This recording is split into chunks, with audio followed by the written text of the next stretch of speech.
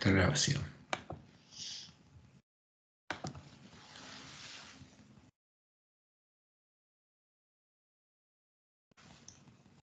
Buenas tardes y tengan un bendecido sábado. Esta vez vamos a estudiar la lección 10 del amor de Dios y justicia. El título es Las reglas del conflicto, ¿no? Y este es un tema muy importante para nosotros. ¿Cuáles son las reglas del conflicto? En este conflicto, de un lado está Jehová, el único Dios verdadero, que nos ama, ya nos redimió y busca salvarnos. Y del otro está Satanás, el engañador disfrazado de Dios y de Cristo. Y están los espíritus de demonios que pretenden ocupar el lugar de Jehová en nosotros, para hacernos parte de su habitación, de la sinagoga de Satanás, y llevarnos a conocer las profundidades de Satanás. De eso se trata el conflicto en este tiempo. Y Jehová sabemos que pelea con la verdad y la justicia. Y Satanás, los demonios y sus siervos, los lobos que están vestidos de ovejas, o sea, de adventistas del séptimo día, pelean con el engaño y la mentira y usan la palabra de Dios para engañarnos. Y lo primero que vemos en la lección de esta semana es una imagen de Apolo, el ángel del abismo. Es una imagen del verdadero Jesús, al que Isaías 53 describe sin parecer en él ni hermosura, sin atractivo para que le deseemos. Era un hombre común. Y lo vemos a Apolo, ¿no?, la imagen del ángel del abismo, peleando contra sí mismo, en el conflicto entre Satanás y su disfraz cristiano, porque eso es lo que nos presenta nuestra lección. El conflicto entre Cristo y Satanás. ¿Pero qué Cristo? Satanás mismo. Disfraz con el que pretende ocupar el lugar de Dios. Y esto es lo que aparece en nuestra lección. Y pusimos aquí lo que es, aunque a alguno le va a molestar al verlo, pero ese es el disfraz de Satanás, ese no es Jesús. Es Satanás peleando contra Satanás, tesis y antítesis. Y del lado que nos pongamos, adoramos a Satanás. Y eso es lo que aparece en nuestra lección. Porque supuestamente este es el Dios Hijo de la Trinidad. Y vamos a justamente leer lo que es la lección de hoy, sábado 1 de marzo de 2025, porque es muy importante entender lo que vamos a ver. Y el versículo de memoria que toman está en 1 Juan 3:8. El que practica el pecado es del diablo, ¿no? Lo que dice Juan es hijo del diablo, porque el diablo peca desde el principio. Para esto apareció el Hijo de Dios, para deshacer las obras del diablo. Y toman el ejemplo de lo que sucedió en el tiempo de Acab y Jezabel, donde Dios mandó a Elías. Y es increíble que lo tomen porque eso es lo que está pasando en la iglesia adventista. Pero como tienen que engañarnos, tienen que tomar justamente ese relato y aplicarlo mal. Y dice así nuestra lección: una poderosa narración que revela la naturaleza del conflicto cósmico se encuentra en Primera de Reyes 18, 19 al 40, donde el Señor, lo que dice el original es Jehová, no el Señor, no Baal, que significa Señor, sino Jehová, desenmascara a los llamados dioses de las naciones, a los dioses de Jezabel y sus siervos, y lo hace por medio de Elías en el monte Carmelo. Ahora, debemos comprender que lo mismo estaría ocurriendo en nuestra iglesia, y esto es muy importante. Para que Dios tuviera que enviarnos el profeta Elías, ¿qué tendría que estar pasando en nuestra iglesia? Lo mismo que pasaba en Israel. Y siguen diciendo, sin embargo, hay algo más detrás de los bastidores acerca de estos dioses que el hecho de que sean meros productos de la imaginación pagana. Detrás de los dioses que las naciones vecinas de Israel adoraban, en realidad había algo más, como lo hay ahora en nuestra iglesia. Y Dios nos advirtió que eso estaría pasando.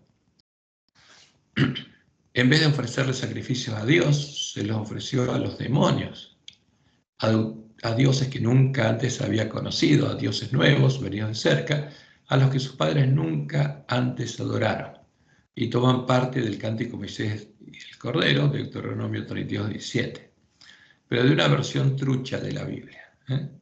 Lo mismo que hacen con 1 Corintios 10:20.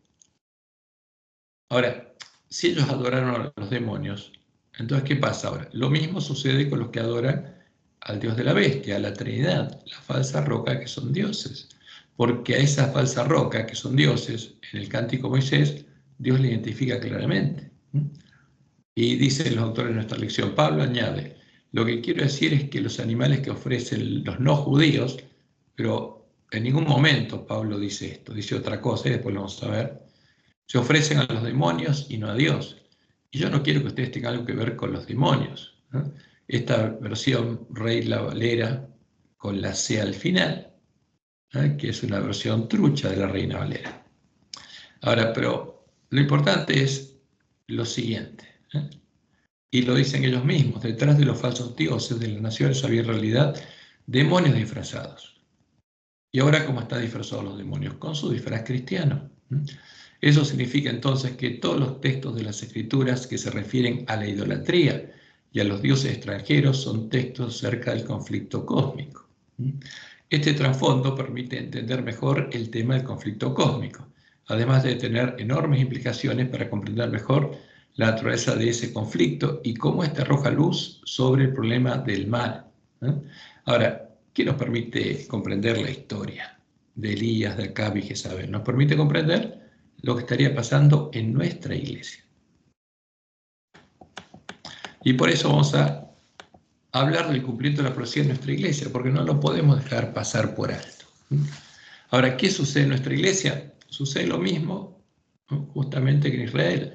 Sucede lo que Dios anunció que sucedería para que, conociendo las palabras de la profecía, no fuéramos engañados. Como leemos en Amós 3:6, porque no hará nada Jehová el Señor sin que revele sus secretos a sus siervos los profetas. Entonces, si Dios deja que pase algo en medio del pluralista, tiene que revelarlo antes, para que no seamos engañados. ¿Y qué nos reveló por medio de la Nahuay? Habrá espíritus seductores y doctrinas de demonios. O sea, las doctrinas de demonios son creadas con cosas sacrificadas a los ídolos y a los demonios, en medio de la iglesia. Y la pregunta es, ¿se cumplirían estas palabras? Y la respuesta es sí, es la palabra profética más segura. En nuestra iglesia hay espíritus de demonios y doctrinas de demonios. Y estas influencias malignas aumentarán, pero aferraos al comienzo de vuestra confianza y permaneced firmes hasta el fin. Y después Elena declaró, habrán aún entre nosotros mercenarios. ¿Quién es un mercenario? Un adventista que actuaría como Balaam y como Acab. O sea, en contra de la voluntad de Dios. ¿Por qué? Por plata. Y lobos con piel de oveja, o sea, siervos de la mujer Jezabel, que tratarán de persuadir al rebaño de Dios a que ofrezca sacrificios a otros dioses, y como dicen los autores de esta lección, a los demonios antes que a Dios. Y finalmente Elena dice, la profecía debe cumplirse, o sea, deberían estar en nuestro medio los profetas de Baal, los siervos de Jezabel, y deberían estar haciéndonos adorar a Baal, el dios de la mujer Jezabel. Por eso el Señor dice, aquí yo os envío al profeta Elías, antes que venga el día de Jehová, grande y terrible. Y agrega ella, alguien tiene que venir con el espíritu del poder de Elías. O sea, cuando esto sucediera, Dios no dejaría así al pueblo antista que sea engañado. Le enviaría mensajeros que les den el verdadero alimento a tiempo a sus hermanos. Y como le anunciaba las palabras de la profecía, lo que sucedió en medio de Israel en el tiempo de Acab y Jezabel es lo que se está repitiendo en nuestra iglesia. Y vamos a analizar cada uno de los tipos, ¿no? Y vamos a hacerlo leyendo la profecía en Primera Reyes, o sea, lo que pasó en ese tiempo, que es una profecía para nuestro tiempo. Y Primera Reyes 18:7 dice, cuando Acab, ¿quién era Acab? El rey de Israel, el dirigente de Israel que había hecho un pacto de paz con el rey de Tiro y Sidón, símbolo de Satanás, y se había casado con su hija Jezabel, sacerdotisa de Baal, que la profecía del Apocalipsis es el tipo de la Iglesia Universal o Católica del Imperio Romano. Y Acab es el tipo de los actuales dirigentes de la Iglesia Adventista, que ya siguieron sus pisadas. Porque vamos a ver que exactamente hicieron lo mismo que Acab. Entonces, cuando Acab vio a Elías, le dijo, ¿eres tú el que turbas a Israel? ¿Por qué le dijo eso? Porque Elías había anunciado que no llevaría a Israel hasta que el pueblo conociera quién era el Dios verdadero. ¿Y qué respondió Elías? Yo no he turbado a Israel, sino tú y la casa de tu padre, dejando los mandamientos de Jehová y siguiendo a los Baales. ¿Mm? O sea, casándose con Jezabel y adorando a sus dioses, que son el tipo de los dioses de la mujer Jezabel actual, de la Trinidad, y de ese modo adorando a los demonios, porque eso estaba pasando en ese tiempo. ¿Mm? ¿Y ocurrió en esta iglesia? Sí, esto es evidente que ya ha ocurrido. Al negar nuestros dirigentes que Roma, la bestia y las iglesias caídas, el falso profeta, son parte del plan de Satanás para engañar al mundo entero, buscaron hacer un pacto de paz con ellas y con Satanás. Eso es lo que buscaron. Y al reconocerlas como parte del mismo plan divino en el que ellos ahora trabajan, que es el plan divino de Satanás, se unieron a ellas como Acab se unió a Jezabel. Y esto es lo que declara la Asociación General, relaciones con otros cuerpos religiosos. Y el reglamento eclesiástico administrativo número 75 de la Asociación General declara que los adventistas reconocen toda agencia que eleva a Cristo ante los hombres como una parte del plan divino para la evangelización del mundo. Cuando Dios le mostró al pueblo adventista que esas iglesias cayeron, está en manos de Satanás. Y tienen en alta estima a los hombres y mujeres cristianos de estas comuniones que están ocupados en ganar almas para Cristo. Están ocupados en engañar al mundo entero. Pero nuestra iglesia está en apostasía y está trabajando por el plan de Satanás. Y agregan, en 1980 la Asociación General nombró un concilio de relaciones entre las iglesias con el fin de dar supervisión y orientación general a las relaciones de la iglesia con los demás cuerpos religiosos. O sea, para unir a la iglesia con las iglesias caídas de las cuales Dios separó al pueblo adventista. Este concilio, de tiempo en tiempo, ha autorizado tener conversaciones con otras organizaciones religiosas cuando sentía, ¿qué espíritu le hizo sentir esto? Que esto podría ser beneficioso. Y agregan, los líderes adventistas deberían ser conocidos como constructores de puentes. ¿Con quién? Con Babilonia. Y esta es la declaración oficial de la Iglesia Adventista sobre el ecumenismo. O sea que la Iglesia Adventista es ecuménica y trabaja contra las otras iglesias en el mismo plan divino, el plan divino de Satanás. Es triste, pero es la realidad. Y para poder unirse a estas iglesias, tuvieron que negar que la bestia y el falso profeta son idólatras, que adoran a los demonios y son parte de la sinagoga de Satanás. Y eso es lo que podemos ver que Elena anunció en 1886, está en el Evento de los Últimos Días, página 133. Porque Dios le mostró que habría una unidad de todas las iglesias. Y dice, ya no podemos ver cómo la iglesia romana puede exonerarse de la acusación de idolatría. O sea que adora un ídolo, porque la idolatría es adoración de ídolos y de los demonios. Y esta es la religión, o sea, la adoración del mismo ídolo, que los protestantes están comenzando a considerar tan favorablemente y que eventualmente se unirá con el protestantismo. O sea, es una declaración muy arriesgada. Todos adorarían al mismo ídolo. ¿Y se cumplió la profecía? Sí. Esta unión fue anunciada el 14 de febrero de 2010 en Roma, en el Vaticano, en el Día de los Enamorados. ¿Y qué anunciaron en esa reunión? Que celebraba la cosecha de los frutos del movimiento ecuménico. El cardenal Casper señaló en referencia al encuentro que los participantes habían afirmado su fundamento común en Jesucristo y en la Santísima Trinidad, tal como se expresa en nuestro credo común y en la doctrina de los primeros concilios ecuménicos. Entonces, ¿qué empezaron a adorar la bestia y el falso profeta conjuntamente? Al Jesús y a la Trinidad definida en los concilios ecuménicos de Roma, no en la Biblia. Y este es el fundamento común de la bestia y el falso profeta. Esta es la arena. Y además reconocieron que la Iglesia Católica es la Iglesia de Cristo y que la Iglesia Católica es la verdadera Iglesia. Y de ese modo hicieron sanar la herida de muerte que la misma Iglesia de Reforma le habría provocado ¿a quién? A la Iglesia de Roma, al mostrar que es la Babilonia del Apocalipsis, no es la Iglesia de Cristo. Pero ahora, las iglesias apóstatas guiadas por Satanás deshicieron todo lo que habían hecho los reformadores. Ahora, y los lobos vestidos de oveja en nuestra iglesia nos unen a ellas.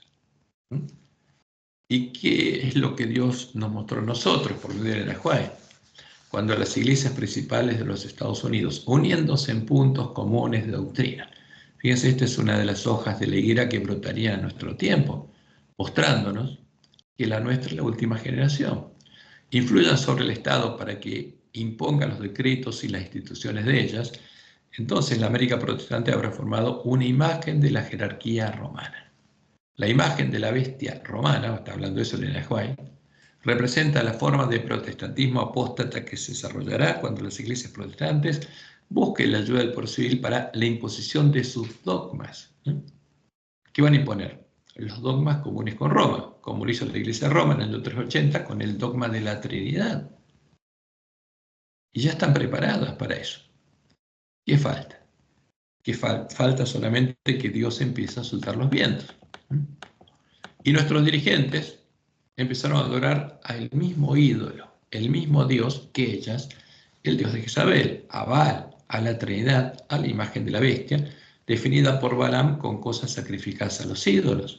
Y de ese modo empezaron a comer, a beber de la mesa de los borrachos, la mesa de los demonios, y empezaron a adorarlos. Eso es lo que está pasando en nuestra iglesia. Como Jesús lo anunció en Apocalipsis 2.14, esa es la obra que hizo Balaam.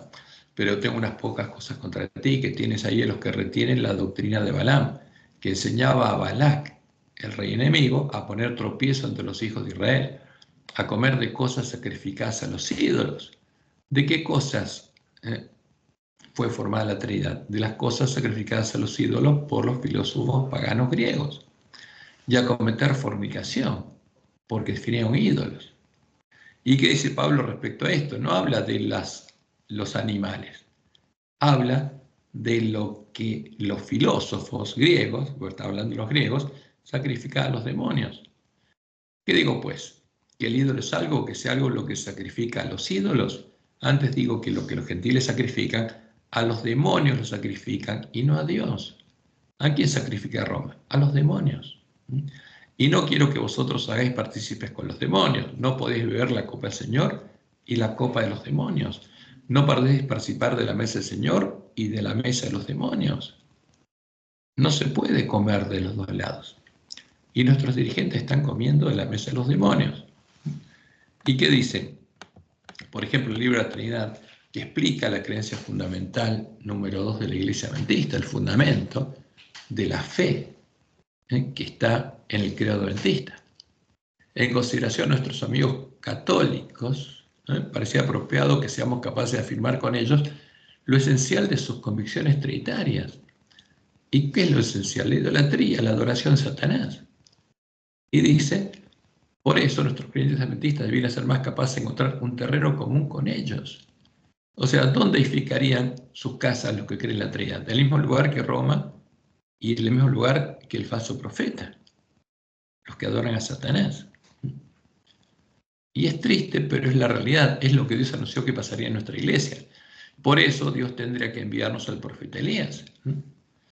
Y por esa causa, como nosotros también estaríamos adorando al mismo Dios que la bestia y el falso profeta, cuando sanara la herida de muerte de la sexta cabeza de la bestia religiosa, símbolo de la mujer Jezabel, toda la tierra, a donde está el pueblo de la iglesia remanente, se habría maravillado en pos de la bestia y también estaría adorando al dragón, como dice Apocalipsis 13, 3 y 4. Vi una de sus cabezas como herida de muerte, pero su herida mortal fue sanada. ¿Cuándo? Y ya vimos, 14 de febrero del 2010, cuando las iglesias protestantes reconocieron a Roma como la verdadera iglesia. Y se maravilló toda la tierra, y no solo el mar, en pos de la bestia, y adoraron al dragón, que había dado autoridad a la bestia, y adoraron a la bestia, diciendo, ¿quién come la bestia y quién podrá luchar contra ella? ¿Cómo adora el pueblo adventista a la bestia? Reconociéndola como parte del plan divino para evangelizar al mundo. No es una iglesia caída. Y las iglesias caídas tampoco. Pero es mentira.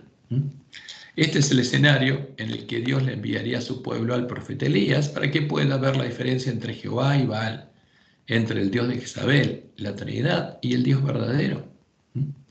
Como Dios nos anunció por medio de Malaquías, acordados de la ley de Moisés, mi siervo, al cual le encargué en Horeb ordenanzas y leyes para todo Israel.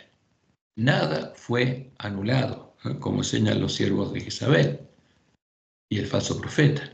Y que no dice Jehová: he aquí, yo os envío el profeta Elías antes que venga el día de Jehová grande y terrible. ¿Por qué tiene que enviarnos al profeta Elías? Porque Acab ya se habría casado con Jezabel y habría hecho un pacto con Satanás. Él hará volver el corazón de los padres hacia los hijos, el corazón de los hijos hacia los padres, no sea que yo venga y hiera la tierra con maldición. ¿Para qué viene Elías? Para que tengamos la fe de los padres de la iglesia, la fe de Jesús, la fe de la iglesia primitiva. Y la historia de Acab y Jezabel sigue así. ¿Qué le dijo entonces Elías a Acab? Envía pues ahora y congrégame a todo Israel en el monte Carmelo, y los 450 profetas de Baal y los 400 profetas de Acera, que comen de la mesa de Jezabel. Los sacerdotes de Baal comían de la mesa de Acab y Jezabel, lo que es el tipo de los que comen de la mesa de la asociación general, algunos ignorando lo que sucede. Es triste, pero es así. Porque todos los pastores adventistas, ¿qué tienen que enseñar? El credo adventista. Algunos lo hacen ignorando hasta que se enteren y sean probados. Entonces Acab convocó a todos los hijos de Israel y reunió a los profetas en el monte Carmelo. Y acercándose Elías a todo el pueblo, dijo: ¿hasta cuándo claudicaréis vosotros entre dos pensamientos? Si Jehová es Dios, seguidle, y si Baal, id en pos de él. Y el pueblo no respondió palabra, porque no tenía idea de la diferencia. Estaba engañado. Y Elías volvió a decir al pueblo: solo yo he quedado profeta de Jehová. ¿Qué pasaba con los otros profetas de Jehová? Los otros habían sido perseguidos y eliminados por Jezabel. Y los que no murieron estaban escondidos. Más de los profetas de Baal hay 450 hombres. Dénsenos pues 2 bueyes y cojan uno de ellos y córtenlo en pedazos y pónganlo sobre leña, pero no pongan fuego debajo, y yo prepararé el otro buey y lo pondré sobre leña, y ningún fuego pondré debajo de él. Invocad luego vosotros el nombre de vuestros dioses. ¿Cuál es el nombre? Baal, Señor, amo. Porque eso significa Baal, ¿no? Y yo invocaré el nombre de Jehová, dijo Elías. Y el Dios que respondiere por medio de fuego, ese sea Dios. Y todo el pueblo respondió diciendo: bien dicho. Entonces, la misión de Elías, ¿cuál era? Era mostrar al pueblo que había sido engañado por Acab, por los dirigentes de su pueblo, por Jezabel, la mujer Jezabel, y los profetas de Baal, la diferencia entre Jehová y Baal, para que el pueblo de Israel pudiera decidir conscientemente a quién adorar, siguiendo lo establecido en la ley de Moisés. Entonces Elías invocaría el nombre de Jehová. ¿Por qué solo Elías había quedado profeta de Jehová? Porque Isabel había perseguido y asesinado a los profetas de Jehová, como quería hacerlo con Elías, y había puesto en su lugar a profetas de Baal, lo que en nuestro tiempo equivale a profetas de la Trinidad, profetas del Dios de Jezabel, ministros que enseñen al pueblo adventista a adorar a la Trinidad y prediquen la falsa profecía creada por Satanás para engañar al pueblo adventista. Es triste, pero esto es lo que Dios anunció que pasaría. Y nuestros ministros nos tienen que abrir los ojos. Tienen que darse cuenta de lo que están haciendo. Como Dios lo anunció, y está en testimonio para los ministros, dice Elena: albergue al engañador y al testigo falso. ¿A quién? Al falso Jesús, la imagen de Apolo, el ángel del abismo. Una iglesia que ha tenido gran luz, gran evidencia, y esa iglesia desechará el mensaje que el Señor ha enviado y recibirá los más irrazonables acertos, falsas suposiciones y falsas teorías. Y agrega: Satanás se ríe de la insensatez de ellos porque él sabe cuál es la verdad. Muchos ocuparán nuestros púlpitos. ¿Desde dónde? Nuestros púlpitos, sosteniendo en las manos la antorcha de la falsa profecía encendida por la infernal tea satánica. ¿Qué se predicaría en nuestros púlpitos? La falsa profecía creada por Satanás. La falsa profecía que lleva a unirse a las iglesias caídas en el plan divino de Satanás. Y agrega: si se albergan dudas e incredulidad, los ministros fieles serán retirados, como en el tiempo de Elías, de entre aquellos que creen saber tanto. Es una prueba dura para los ministros. ¿Por qué? Porque si alguno se da cuenta que se está engañando al pueblo adventista y quiere predicar la verdad, no le van a dejar usar el púlpito, lo van a sacar, lo van a echar. Y agrega Elena, oh, si también tú conocieses, dijo Cristo, a lo menos en este tu día, lo que es para tu paz, mas ahora está encubierto de tus ojos. Y eso estaría pasando con el ángel de la Odisea. Y en este ejemplo, podemos ver claramente la diferencia entre las reglas que siguen los siervos de Dios y las reglas que siguen los siervos del príncipe de este mundo, lo que nos permite ver los frutos de la obra de los lobos en nuestra iglesia y reconocerlos como hijo de Jesús por esos frutos. Y vamos primero a la primera columna. Las reglas con las que Dios y sus siervos pelean. Y lo más importante es que Dios permite la libertad religiosa. Le permitió a Satanás hablar en contra de él en el cielo y arrastrar a la tercera parte de los ángeles. No le prohibió hablar. Le dio libertad a Satanás y a los ángeles. Le permitió a Satanás hablar con Adán y Eva desde el árbol de la ciencia del bien y el mal. Le puso un púlpito en el Edén, desde el cual podía hablar Satanás. Les dio libertad a Adán y a Eva para elegir conocer la ciencia que Satanás les enseñaría. ¿Qué tenían que hacer? Para conocerla tenían que comer el fruto y de ese modo le darían permiso a Satanás para enseñarle su ciencia. Le permite a Satanás y a sus siervos entrar en su campo, en su iglesia, en nuestra iglesia, y sembrar la semilla de la cizaña en el corazón de su pueblo. Pero ¿qué hace al mismo tiempo? Protege a su pueblo mientras está engañado. Nos permite elegir libremente por qué puerta entraremos y qué semilla germinará en nuestros corazones. ¿Cuándo? Cuando conozcamos la verdad y veamos la diferencia. Cuando escuchemos el mensaje de Elías. Y les indica a sus siervos que dejen crecer la cizaña en su campo y que no persigan a los siervos del príncipe de este mundo, ni arranquen nada.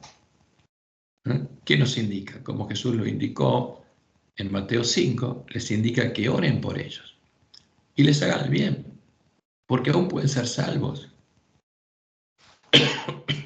Porque el objetivo de Dios y sus siervos es que todos sus hermanos sean salvos.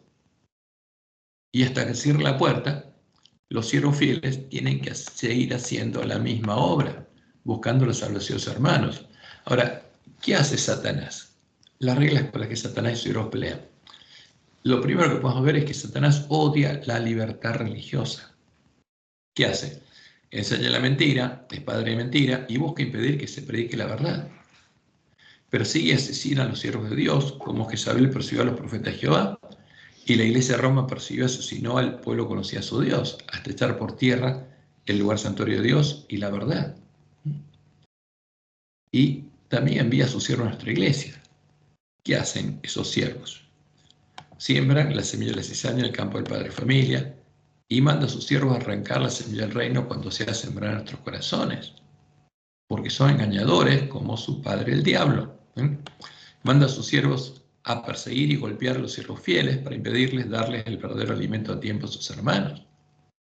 Y al comenzar el tiempo de angustia, hará que la gran ramera se embriague nuevamente de la sangre de los mártires de Jesús.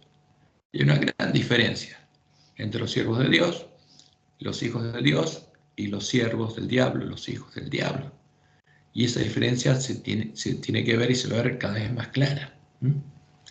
Y Jesús fue claro, cuando se siembra la semilla del reino, el campo del padre de familia, que va a ser el enemigo. Y estos son los de junto al camino, dice. O sea, porque la tierra son nuestros corazones y los que están junto al camino son los que siguen a los hombres. Y estos son los de junto al camino, en quienes se siembra la palabra, pero después que la oyen, enseguida viene Satanás y quita la palabra que se sembró en sus corazones. ¿Y cómo lo hace? Lo hace por medio de sus siervos, los hombres que recorren el camino, y siembra la semilla de la cizaña, buscando impedir que la palabra del reino sea oída y entendida. ¿Y qué pasa cuando no puede impedir que las personas entiendan? Porque la tierra que está en el camino es como las vírgenes insensatas que van a comprar de nuevo a quienes, a los que le vendieron lo que las está engañando. Pero cuando alguien la entiende, ¿qué hace? Gozoso empieza a predicar la palabra. Y estos son asimismo los que fueron sembrados en pedregales, los que cuando han oído la palabra, al momento la reciben con gozo, porque todos los adventistas vamos a oír la verdad. Y muchos la van a recibir con gozo, pero no tienen raíz en sí, sino que son de corta duración. ¿Por qué? Cuando viene la tribulación o persecución por causa de la palabra, porque eso es lo que hace Satanás. La persecución de Satanás en sus siervos, los siervos del malo, luego tropiezan, se vuelven atrás, porque no soportan la persecución, o no soportan que les saquen un cargo, o no soportan cualquiera de los frutos de la persecución. ¿Y qué nos dijo Jesús? ¿Qué se iba a pasar? ¿Dónde? En su pueblo. Estas cosas se han anunciado para que tengáis tropiezo, o se pusarán de las sinagogas, de las iglesias de este tiempo. Yo vine la hora cuando cualquiera que os mate, como hizo Jezabel, pensará que rinde servicio a Dios, y harán esto porque no conocen al Padre ni a mí. Están adorando un ídolo, y al adorar al ídolo adoran a los demonios, y los demonios los llevan a asesinar a sus hermanos. Mas os he dicho estas cosas para que cuando llegue la hora, os acordéis que ya os lo había dicho. Y como dice Elena White, la fuerza es el último recurso de toda religión falsa. ¿Por qué? Porque es impulsada por Satanás. La fuerza es usada por Satanás y sus siervos. Y cuando se usa la fuerza, eso nos muestra que esa religión es falsa.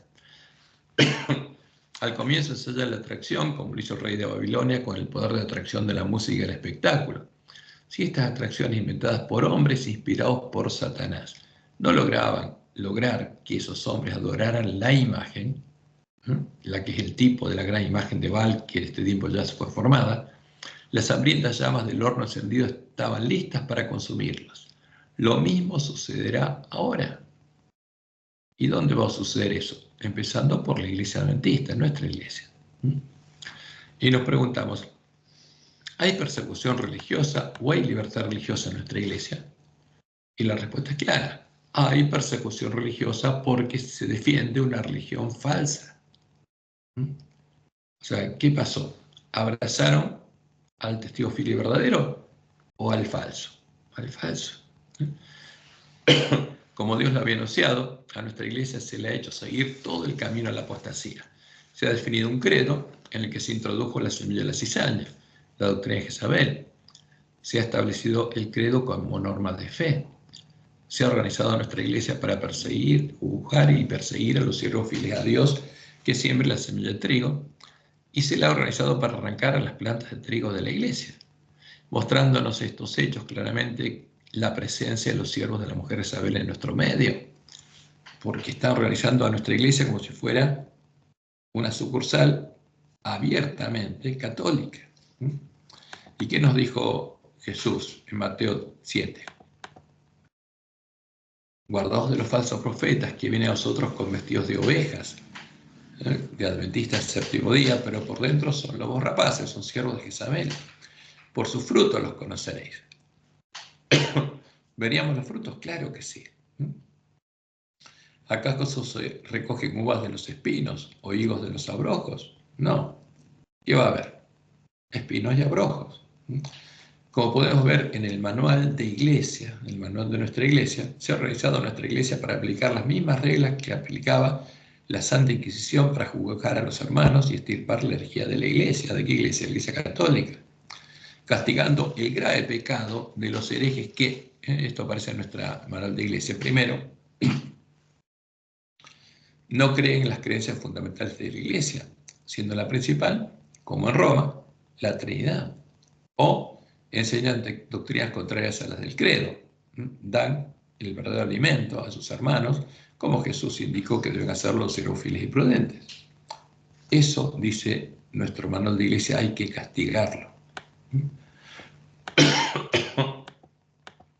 Fíjense, cuando vamos a la parte que está en la página 198 y 199, donde habla de las razones por las cuales los miembros serán disciplinados, dice, entre los pecados graves, fíjense, como hace el Papa, que siente el templo de Dios como Dios haciéndose pasar por Dios, los que escribió este manual definen pecados como si fueran Dios. Entre los pecados graves por los cuales los miembros estarán sujetos a la disciplina de la iglesia, se hallan los siguientes. Primero, la negación de la fe en los principios fundamentales del Evangelio y en las doctrinas cardinales de la Iglesia. O sea, si alguien niega su fe en las doctrinas, cuya principal es la Trinidad, eso es un pecado grave. Pero esto es lo que hizo Roma. O la enseñanza de doctrinas contrarias a las mismas. Ahora, ¿para qué se hizo esto?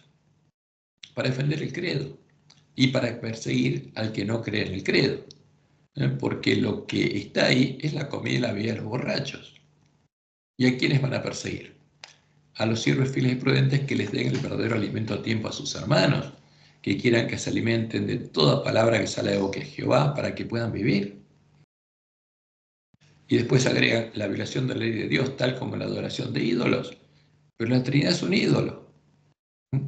El homicidio, el robo, la profanidad, los juegos de azar, la traición del sábado, y lo transgreden adorando a un ídolo, y la falsedad voluntaria y habitual. Y son falsos, habitualmente. Nunca dicen la verdad. Ahora, este es el problema. Esta es la condición en la que está la iglesia adventista. Y el manual de iglesia, ¿eh? ¿Qué pasa? El manual de iglesia se indica hacer lo que Dios indica que hacer lo que Dios ordena hacer a sus siervos fieles, basar su fe en la Biblia y la Biblia sola, sin tener en cuenta los credos o las doctrinas definidas del Concilio de Iglesias, como son las creencias fundamentales de la Iglesia Adventista, y predicar únicamente la verdad bíblica, es un pecado grave que debe ser disciplinado. ¿Quién escribió este manual de iglesia? Satanás mismo. Porque eso es lo que hacen los siervos de Satanás. Pero ¿qué nos dijo Dios? Como leemos el Conflicto de los Siglos, página 653. Pero Dios tendrá en la tierra un pueblo que sostendrá la Biblia y la Biblia sola. ¿Qué cosa?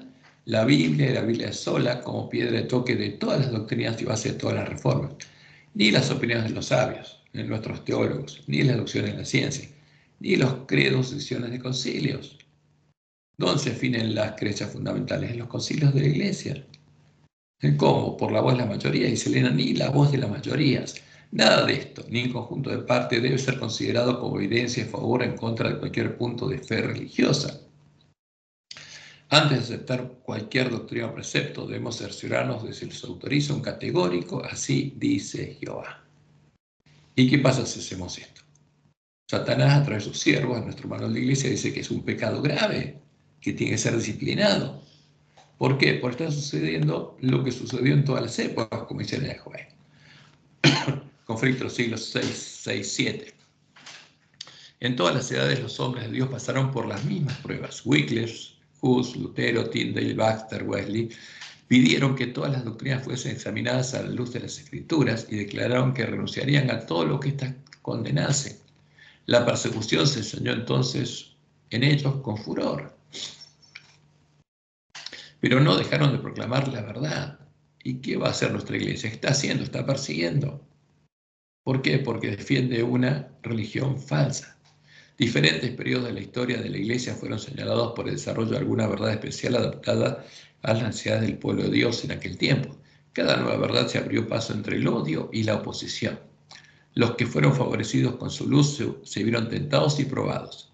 El Señor envía al pueblo una verdad especial para la situación en que se encuentra. ¿Quién se atreverá a publicarla? Y esa es la misión de ser los fieles. ¿Saben que van a ser perseguidos? Sí. ¿Se atreverán a publicarla? Por supuesto que sí, por amor a sus hermanos. Y eso es lo que tenemos que hacer. Esa es la misión que Dios nos dio. Y la historia de Elías, el tipo que nos muestra qué es lo que ocurriría, está sucediendo en nuestra iglesia, continúa así del modo. Entonces Elías dijo a los profetas de Baal: escogeos un buey y preparadlo vosotros primero, porque sois los más, e invocad el nombre de vuestros dioses. Mas no pongáis fuego debajo. Y ellos tomaron el buey que les fue dado y lo prepararon e invocaron el nombre de Baal desde la mañana hasta el mediodía, diciendo: Baal, o sea que en hebreo quiere decir Señor, respóndenos. Señor, respóndenos, Señor, respóndenos.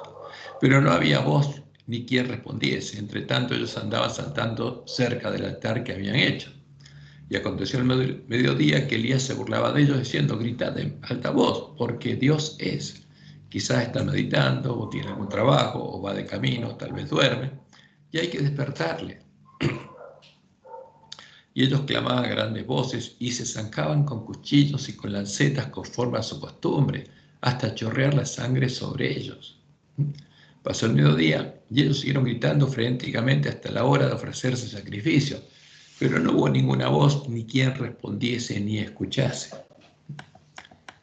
¿A quién clamaban y cómo llamaban a su Dios los profetas de Baal?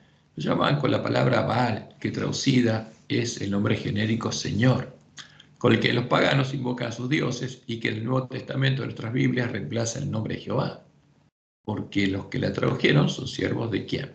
De Jezabel. La palabra hebrea 1167 es Baal, y que significa maestro, esposo, dueño, amo o señor. ¿Y por qué lo hacen? ¿Por qué se reemplaza el nombre de Jehová por Señor?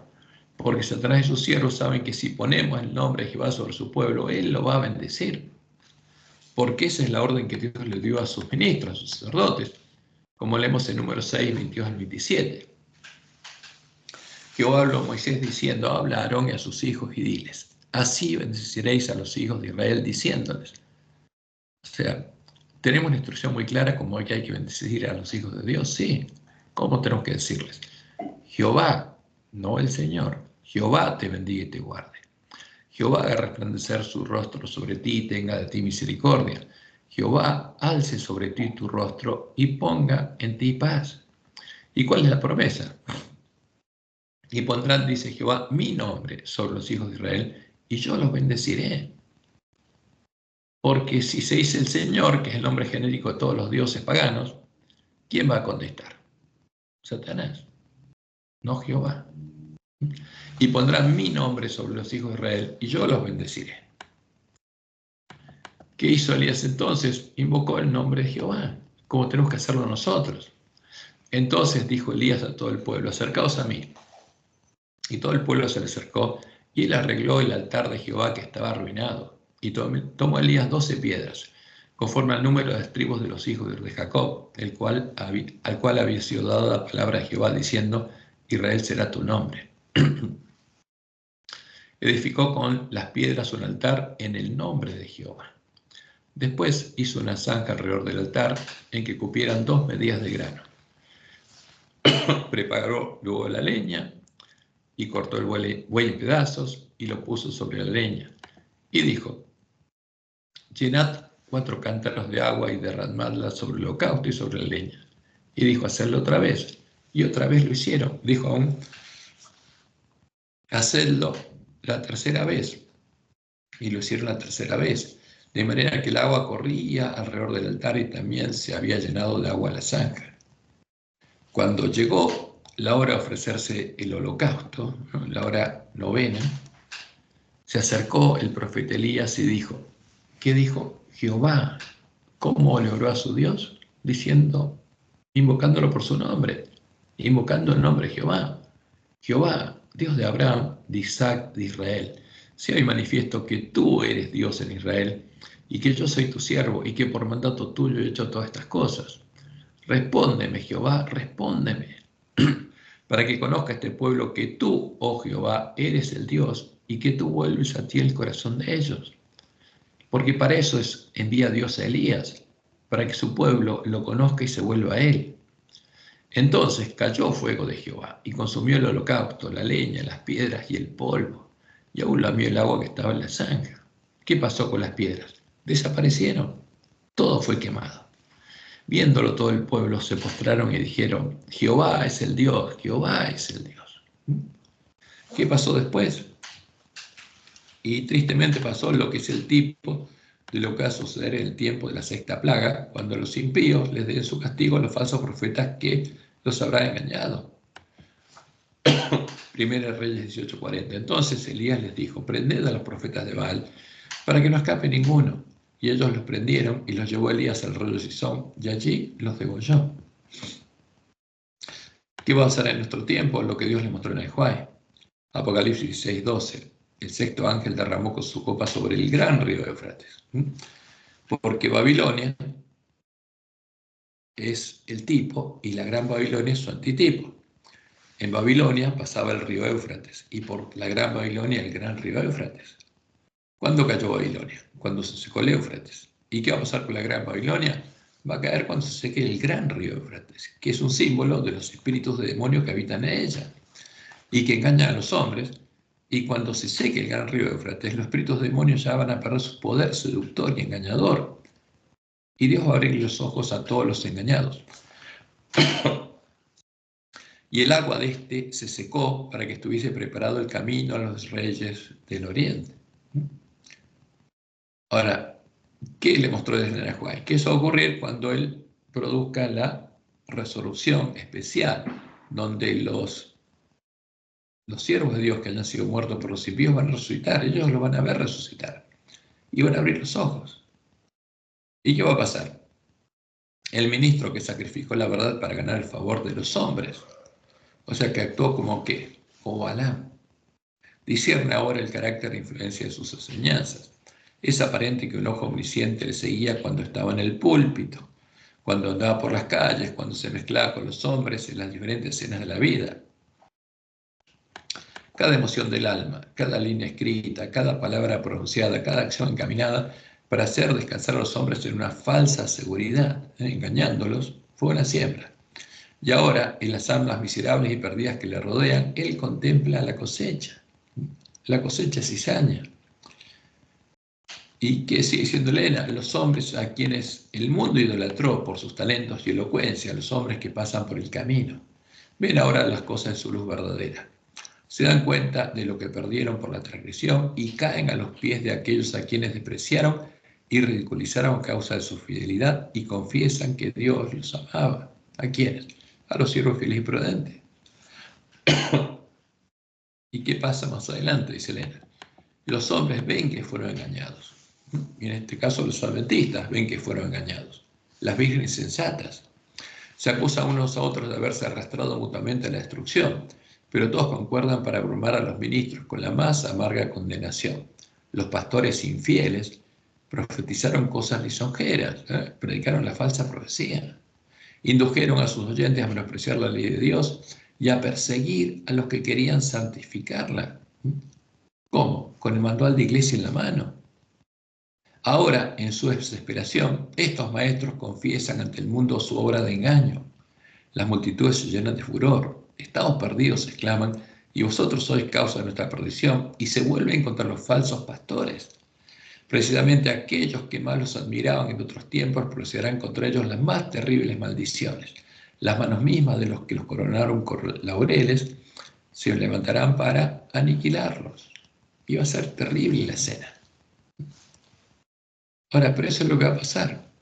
¿Por qué? Porque todos van a tener la marca de la bestia. Todos van a ser hijos del diablo. Y van a quedar en manos prácticamente de demonios. Y es terrible eso. Pero eso va a pasar. Es triste, pero va a pasar.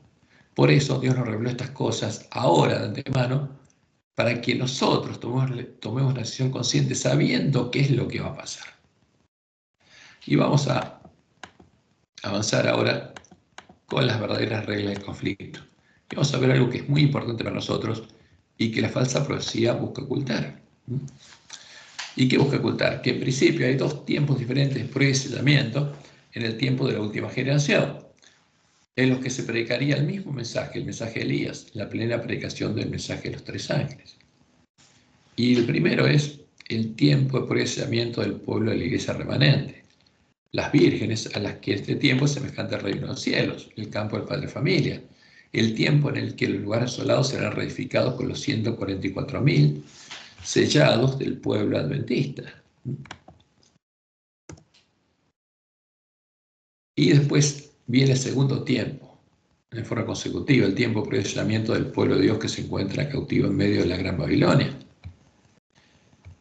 El pueblo al que estará dirigido el fuerte pregón del mensaje del tercer ángel, llamándolo a salir de la Gran Babilonia y a entrar por las puertas del templo de la ciudad de Dios, los lugares asolados que ya habrán sido reedificados en el tiempo en el cual ellos tendrán que elegir a quién adorar. Porque no solamente el pueblo adventista tiene que elegir a quién adorar. a Jehová o a Baal, sino también todo el mundo va a tener que hacer lo mismo. En ambos periodos de purificamiento, en los que crecerán juntos el trigo y la cizaña, primero en el campo de padre de familia y después en el resto del mundo, hay reglas similares. El camino de salvación es el mismo, pero hay una regla diferente. Y empezaremos analizando la regla diferente que Satanás y sus siervos, por medio de la falsa profecía creada por Satanás, siempre han querido ocultar de nuestra vista para evitar que nos preparemos. Y vamos a hablar del tiempo de purificamiento del pueblo adventista. Cuando llegó el tiempo del fin, ¿qué hizo Dios? Abrió las profecías que estaban cerradas ya hasta el tiempo del fin.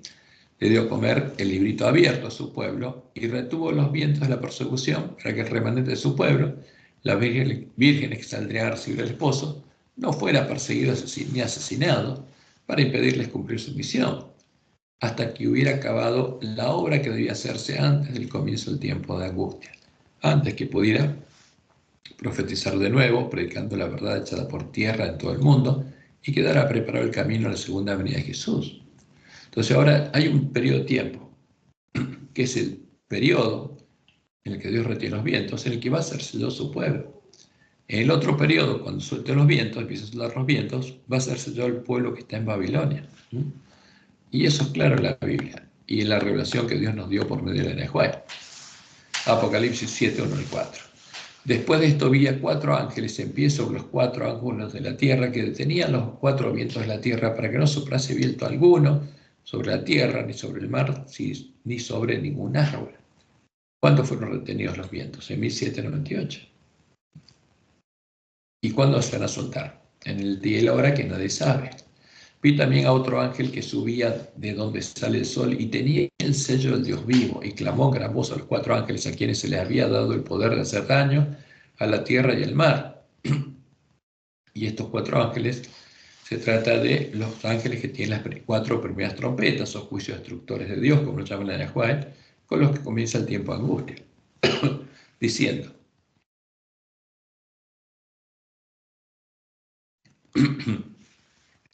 no hagáis daño a la tierra, ni al mar, ni a los árboles, hasta que, fíjense, no puede haber daño, hasta que hayamos sellado en su frente a los siervos de nuestro Dios. ¿A quiénes? A los que irán con Jesús a la batalla de Armagedón. Y oí el número de los sellados, 144.000 sellados de todas las tribus de los hijos de Israel. Y vamos al tiempo en que la profecía del Apocalipsis anuncia cómo sería llamado el pueblo adventista. Apocalipsis 10. Vi descender del cielo a otro ángel fuerte, envuelto en una nube, con el arco iris sobre su cabeza, y su rostro era como el sol, y sus pies como columnas de fuego, y tenía en su mano un librito abierto. ¿Qué nos indica esto? Nos indica que estos sucesos ocurrirían en el tiempo del fin, cuando hubieran sido abiertas las palabras profecías cerradas y selladas hasta el tiempo del fin. Entonces, tener el librito abierto nos indica que estamos en el tiempo del fin. Y puso su pie derecho sobre el mar y el izquierdo sobre la tierra, y clamó a gran voz como ruge un león. Y cuando hubo clamado, 7 truenos emitieron sus voces, anunciando que cosa una nueva serie de 7 eventos, que ocurriría al tiempo de nuestro presellamiento, como Dios le mostró en el Juay después. Cuando los 7 truenos hubieran emitido sus voces, yo iba a escribir, pero oí una voz del cielo que nos decía: sella las cosas que los 7 truenos han dicho y no las escribas.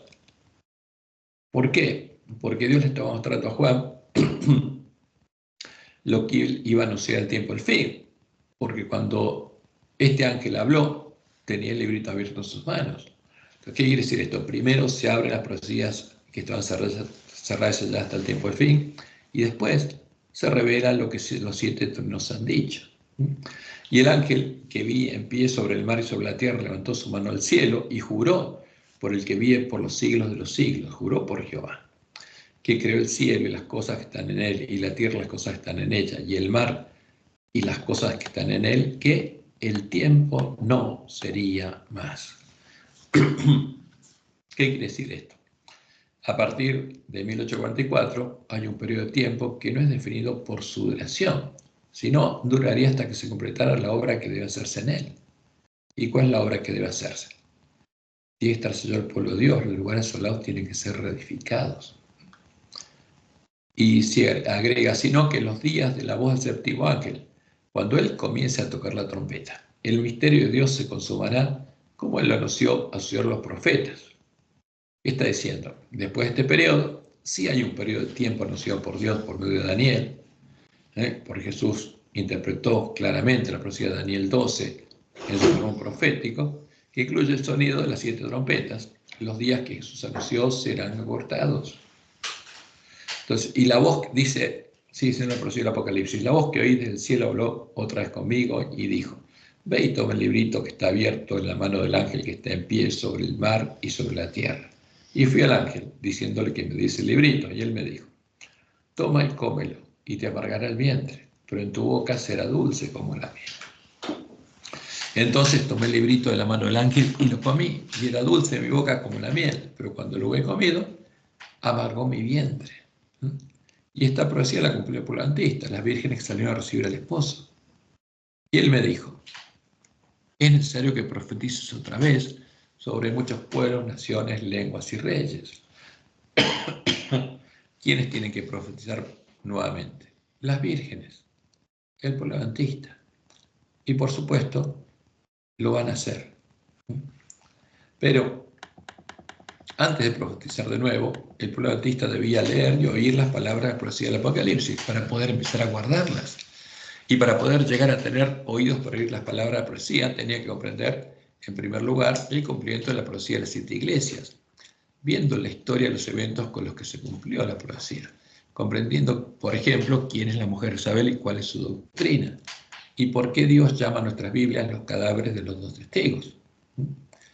Entonces, cuando comprendiéramos eso, solo entonces podríamos, sabiendo lo que pasó con nuestra Biblia, arreglar nuestras lámparas y recuperar el conocimiento de la verdad echada por tierra, el Evangelio primitivo, para llegar a tener la fe y el testimonio de Jesús, la fe y el testimonio del pueblo que conocía a su Dios. Y fíjense que esto lo tenía muy claro el pueblo antista, pero la falsa profecía lo ocultó.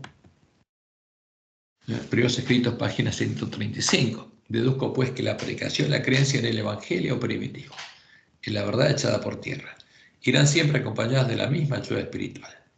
El mandato de todos los apóstoles pertenecía a la edad cristiana y abarcaba toda la extensión de ella. Por consiguiente, los dones se perdieron únicamente por causa de la apostasía y volverán a vivir con el revivimiento de la fe y prácticas primitivas, la verdad echada por tierra. Ahora, ¿qué fe tenemos en nuestra iglesia? La fe de Roma, la fe de los que echaron por tierra la verdad. Y eso es lo que se anunció que pasaría. Porque los lobos vestidos de oveja están en nuestro medio y están dirigiendo a nuestra iglesia.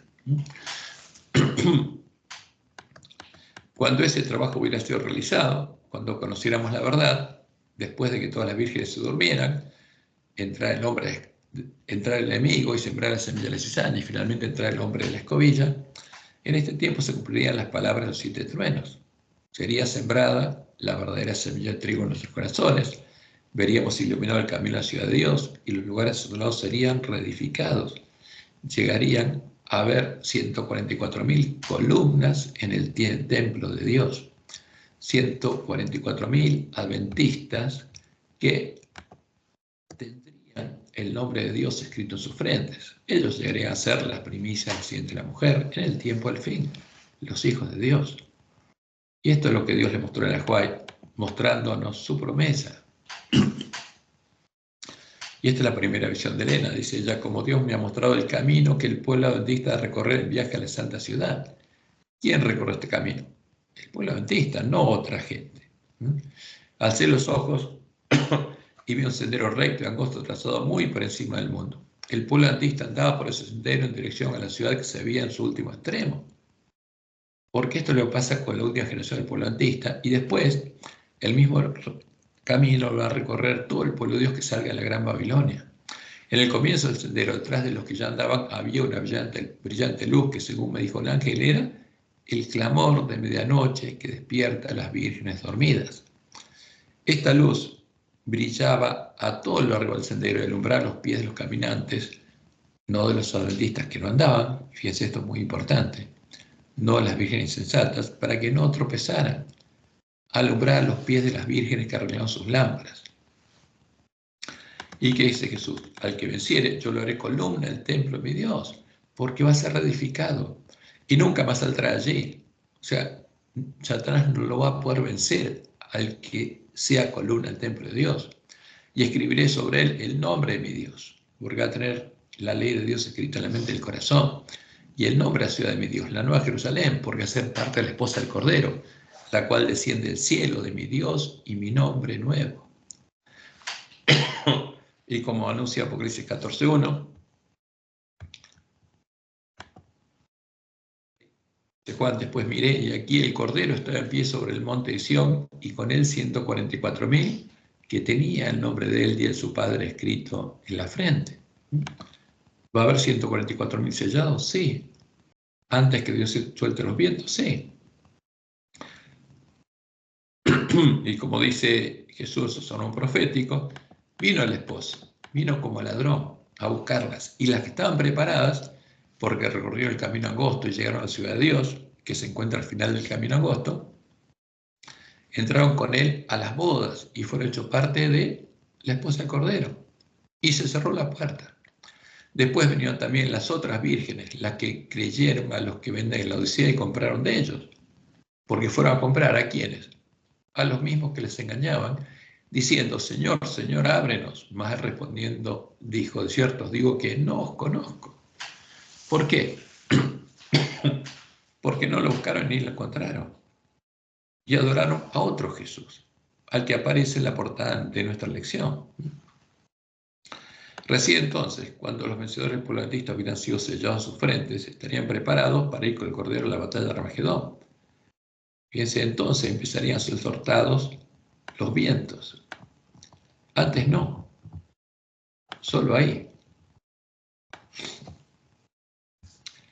Empezarían a ser soltados los vientos retenidos al llegar el tiempo del fin. Empezarían a sonar las 7 trompetas. Y ahí se haría daño a la tierra del mar. Y durante la batalla se completaría el número de los mártires de Jesús. Pero hasta que el pueblo adventista hubiera sido sellado, no habría mártires. Y vamos a ver lo que Dios anuncia en el quinto sello. Por el quinto sello habrá el periodo que comenzó en 1798 y finaliza al fin, llegar el fin. Cuando abrió el quinto sello, fue abierto al llegar el tiempo del fin. Vi bajo el altar las almas de los que habían sido muertos por causa de la palabra de Dios y por el testimonio que tenían. Y clamaban a gran voz diciendo, ¿hasta cuándo, Señor santo y verdadero, no juzgas y vengas nuestra sangre de los que moran en la tierra?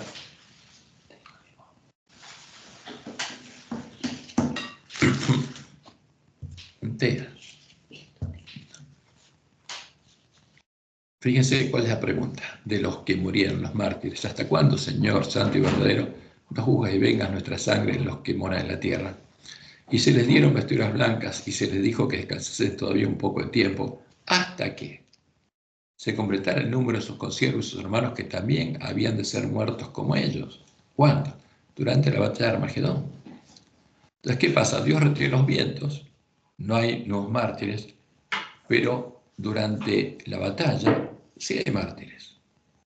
Y cuando se completa el número, se cierra la puerta, llega el fin y viene el castigo para la Gran Babilonia, que se va a bregar nuevamente de los mártires de Jesús.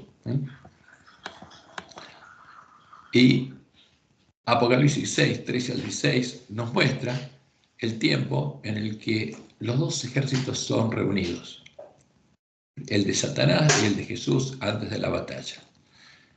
Y vi salir de la boca del dragón, se refiere a las religiones paganas que adoran abiertamente al dragón, y de la boca de la bestia, ahí se refiere a la mujer Isabel, que adora al dragón bajo su disfraz cristiano, y de la boca del falso profeta, la iglesia protestante caída, que ya se unió a Roma en la adoración del dragón. 3 espíritus inmundos a manera de ranas, pues son espíritus demonios. ¿Qué pasa de estas 3 instituciones? Son habitación de demonios y de ellas salen demonios, que hacen señales y van a los reyes de la tierra en todo el mundo para reunirlos a la batalla de aquel gran día del Dios Todopoderoso. ¿Se cumplió esto? Sí. La Triple Alianza Religiosa fue presentada al público el 27 de octubre de 2011 en Asís y empezó a reunir el ejército del dragón. Y esto el pueblo adventista se lo oculta, pero es una de las hojas más claras de la higuera, junto con la unión en puntos comunes de doctrina entre la bestia y el falso profeta. ¿Y qué dice Jesús? Cuando esto pase, he aquí, yo vengo como ladrón. ¿A quién? A buscar a los siervos fieles y prudentes que están preparados. Bienaventurado el que vela y guarda sus ropas para que no ande desnudo y vea su vergüenza. Porque Jesús está llamando al ángel de la Odisea, a las vírgenes dormidas, y también empieza a reunir su ejército, ¿no? Porque es simultánea la cosa. 2010, unión puntos comunes de doctrina. ¿Por qué? Pues Satanás sabe que Dios había empezado a preparar a su pueblo para que descubriera el engaño, y enseguida formó una triple alianza. ¿Y Jesús qué dice? Jesús llama al ángel de la Odisea, a las vírgenes dormidas, y también empieza a reunir su ejército. Y los reunió después, cuando él viene como ladrón, y los reunió en el lugar que en hebreo se llama Armagedón, símbolo del lugar donde Elías se enfrentó a los profetas de Baal, el monte Carmelo, que está en el valle de Megiddo, porque Ar significa monte y el monte de Megiddo. Entonces, Jesús nos dice que este es el tiempo en el que nos tenemos que preparar porque Él viene como ladrón, el día y la hora que nadie sabe buscarnos, y que estas señales son muy claras. Son las hojas de la higuera que nos dicen que la nuestra es la última generación. ¿Y qué va a pasar? Lo que Dios reveló por medio de la juez es muy claro. Los nombres de los que firmemente esperan y anhelan vigilantes la aparición de su Señor y velan por ella, pues están esperando para ir a la batalla y están preparados. Más ferviente y anhelosamente que los que esperan la mañana, se contarán entre los sellados, los que por disponer de toda la luz de la verdad que brilla sobre sus almas. Es la luz del clamor de medianoche, donde el pueblo adventista vería iluminado el camino a la ciudad de Dios. Debieran obrar de acuerdo con la fe que profesan, pero son hechizados por el pecado. Albergan ídolos en su corazón. Corrompen sus almas delante de Dios y mancillan a los que se unen con ellos en el pecado. Sus nombres serán borrados del libro de la vida. ¿Quién los va a borrar? Jesús. Y serán dejados en la oscuridad de la medianoche, sin aceite en sus vasijas, juntamente con sus lámparas. Porque esto es lo que pasa con las vírgenes insensatas. ¿Y qué pasa a partir de ese momento? Como dice ella, cuando los que no creen a la verdad, porque lo oyeron en el clamor de medianoche, sino que se complacen en la injusticia, sean dejados, porque Elena toma lo que dice Pablo en su cuenta de Teologicenses 2:12. Sean dejados, porque Dios los va a dejar en manos de quién, del príncipe de este mundo, para sufrir tremendo desengaño y para que crean a la mentira. Entonces, la luz de la verdad, la que ellos rechazaron, brillará sobre todos aquellos cuyos corazones estén abiertos para recibirla, y todos los hijos del Señor que quedaren en Babilonia oirán el llamamiento: salid de ella, pueblo mío. O sea, se cerró la puerta para unos, pero ahora llega el tiempo de llamar al pueblo que está en Babilonia. ¿Y qué dice Elena que va a pasar este tiempo? Solemnes eventos ocurrirán en el futuro. Sonará una trompeta tras otra. Una copa tras otra será volcada en forma sucesiva sobre los habitantes de la tierra. Porque esta es la verdadera profecía. Las trompetas tienen un sonido futuro. ¿Y qué va a pasar ese tiempo? Y Dios le mostró que lo que pasó en Sodoma y Gomorra es similar a lo que va a pasar con la primera trompeta. Cuando el sol salió por última vez sobre las ciudades de la llanura, la gente pensó que comenzaría otro día de impío libertinaje. Todos planeaban con avidez sus ocupaciones, sus placeres, y el mensajero de Dios fue escarnecido por sus temores y advertencias. De pronto, como el trueno retumba en un cielo sin nubes, cayeron bolas de fuego sobre la ciudad condenada. Así será el día en que el Hijo del Hombre se manifieste. De pronto va a pasar algo similar. ¿Y qué agrega ella? Dios tiene un propósito al permitir que ocurran estas calamidades, porque con los 4 primeros juicios destructivos van a ocurrir calamidades. Son uno de sus medios para llamar a los hombres y mujeres a la reflexión. Mediante fenómenos insólitos a través de la naturaleza, Dios expresará a los incrédulos agentes humanos aquello que ha revelado claramente en su palabra, porque van a saber que vienen los juicios destructores, viene destrucción repentina. Y comienza el tiempo de angustia.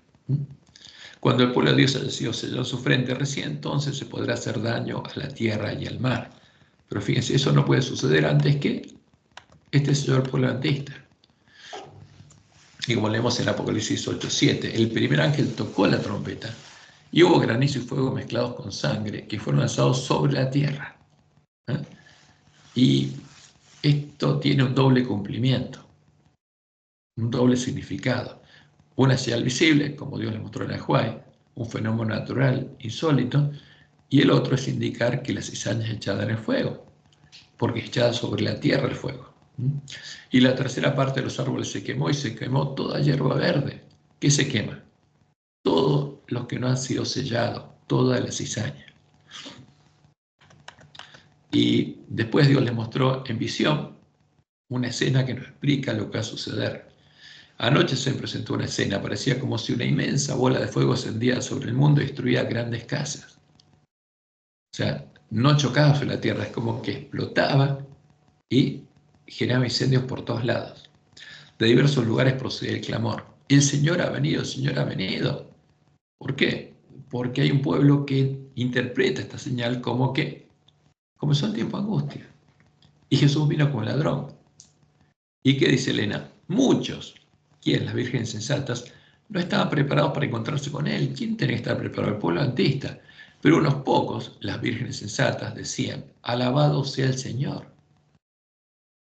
Y lo escuchan, los vecinos lo escuchan. Y se da un diálogo interesante. Y les preguntan: ¿por qué alaban al Señor? Preguntaban los que estaban por ser afectados por destrucción repentina. Porque llegó el día de Jehová con destrucción repentina. ¿Y cuál es la respuesta? Porque ahora vemos lo que habíamos estado esperando. Porque esta es la verdadera profecía. Y los que se prepararon conocían la verdadera profecía.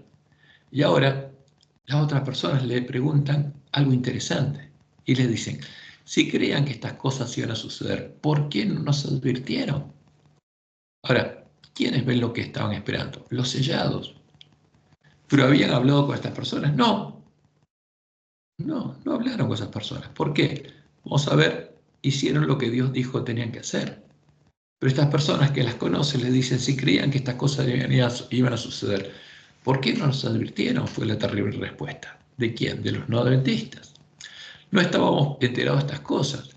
¿Por qué? Nos dejaron en la ignorancia, puesto que nos veían con frecuencia. Nos conocían, sí, pero se hablaron, no. ¿Por qué? Porque sí, hicieron la voluntad de Dios. ¿Por qué no se familiarizaron con nosotros y nos informaron acerca de los juicios venideros para que sirviéramos a Dios y no pereciéramos? Ahora estamos perdidos. ¿Y cuál es la buena nueva que le van a dar los siervos de Dios? Es que no están perdidos. Los siervos fieles y prudentes hicieron la voluntad de su Señor y, en primer lugar, les dieron el verdadero alimento a tiempo a sus hermanos, a las ovejas perdidas de la casa de Israel, a las ovejas que tenían que estar preparadas antes del comienzo del tiempo de angustia. Ahora llegó el tiempo de darles el mismo alimento a sus hermanos que están en medio de la gran Babilonia. Y eso es claro en la palabra de Dios. Como lo vemos en las palabras de Jesús, en Mateo 10, 5 y 7 y 23. Porque hay un tipo y hay un paralelo entre la obra de los discípulos y la nuestra. A estos dos se envió Jesús y les dio instrucciones diciendo: por camino a gentiles no vayáis. No vayan a hablar los gentiles. Y en ciudades samaritanos no entréis, sino id antes a las ovejas perdidas de la casa de Israel, y yendo por acá diciendo: el reino de los cielos se ha acercado. ¿Qué iba a pasar en ese tiempo? Jerusalén va a ser destruida de nuevo, como sucedió en el año 70, y Jesús manda a sus discípulos a predicarle primero a sus hermanos, y nos dice lo mismo a nosotros, porque agrega después: cuando persigan a esta ciudad, porque nos van a perseguir, huid a la otra. Porque de cierto os digo que no acabaréis de recorrer toda la ciudad de Israel, está hablando de este tiempo, es un tipo en nuestras iglesias, antes que venga el Hijo del Hombre, como ladrón.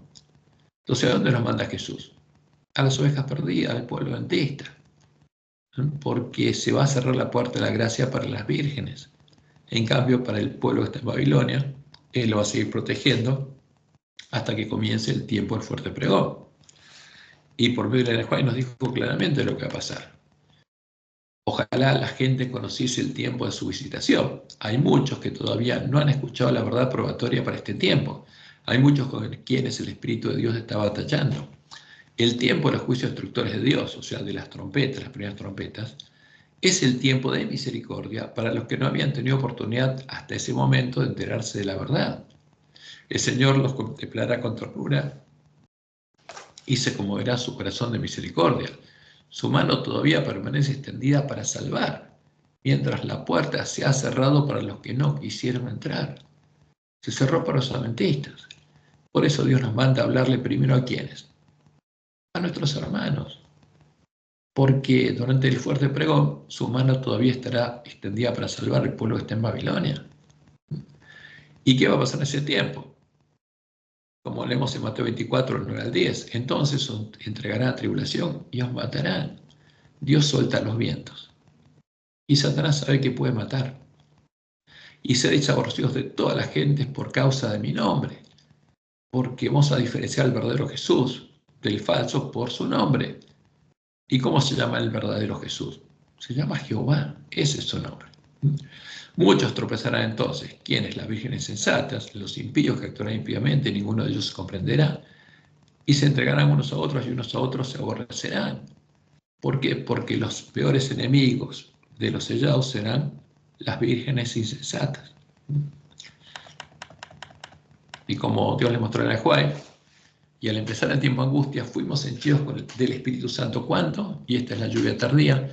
Cuando salimos, porque hasta ese momento los siervos fieles estuvieron dándoles alimento a tiempos hermanos, y ahora salen a proclamar más plenamente el sábado aquí, al pueblo que está en Babilonia.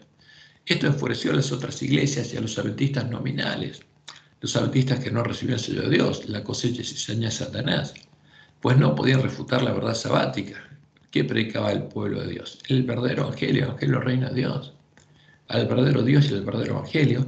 Y entonces todos los escogidos de Dios, comprendiendo claramente que poseíamos la verdad, salieron y sufrieron la persecución con nosotros. La gran multitud va a ser perseguida, sí. ¿Va a ser probada y sellada en el tiempo de angustia? Sí. ¿Y qué va a pasar? Como dice Apocalipsis, cuando se habla de la nueva bestia que sube a la tierra. Y se le permitió infundir aliento a la imagen de la bestia. ¿A quién? Al Dios de la bestia.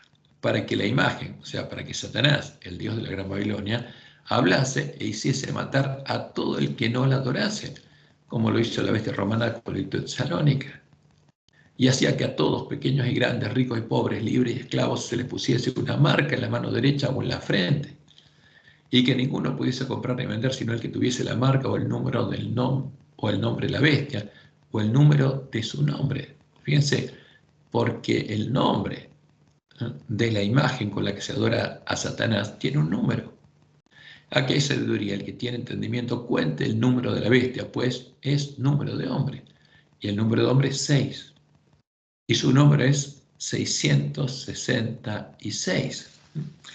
El número de su nombre, la Trinidad, es 666, porque la imagen de la bestia está formada por 3 imágenes de hombre. Y aquí tenemos esa imagen. Esa es la doctrina creada por Balaam con cosas sacrificadas a los ídolos, creando 3 nuevos ídolos, a imagen de Zeus, Apolo, y de el dios mensajero, de Hermes. Y eso es lo que se introdujo en nuestra iglesia. Esta es la imagen de la bestia, cuyo nombre es 666. Y como vemos, lo mismo que va a hacer Estados Unidos, guiado por el falso profeta, hizo la bestia romana guiada por la iglesia de Roma. Cuando el edicto de Tesalónica, la bestia romana estableció que, diciendo queremos todos los pueblos, por ser una religión. ¿Cuál? La religión que profesan ¿quién? El Papa Damaso y el obispo de Alejandría. Y dijeron, creemos en la divinidad única del Padre, del Hijo y del Espíritu Santo, bajo el concepto de igual majestad, o sea, son 3 personas que son Dios, y de la piosa Trinidad. Ordenamos que tengan nombre de cristianos católicos, le puso una marca, un nombre, a quienes siga esta norma, mientras que los demás, a los que no crean en la Trinidad, los juzgamos dementes y locos, son los que pesarán la infamia de la herejía. Sus lugares de reunión no recibirán nombre de iglesia, sino será objeto primero de la venganza divina, y después serán castigados por nuestra propia iniciativa, que adoptaremos siguiendo la voluntad celestial. ¿La voluntad de quién? De Satanás. Y los demonios que se esconden detrás de la Trinidad. Y como Dios le mostró a Juan, Apocalipsis 7:6, la mujer se embriagó de la sangre de los santos y la sangre de los mártires de Jesús. ¿En defensa de quién? Del disfraz de Satanás y los demonios, en defensa de la Trinidad. Y cuando suene la séptima trompeta, llegará el fin. Se cerrará definitivamente la puerta de la gracia y ya no habrá más mártires. Y ahí veremos venir a Satanás disfrazado de la abominación desoladora, disfrazado de Jesús, y simulando la segunda venida de Jesús. Y habrá quedado preparado el camino para la venida del Santo, el verdadero Jesús.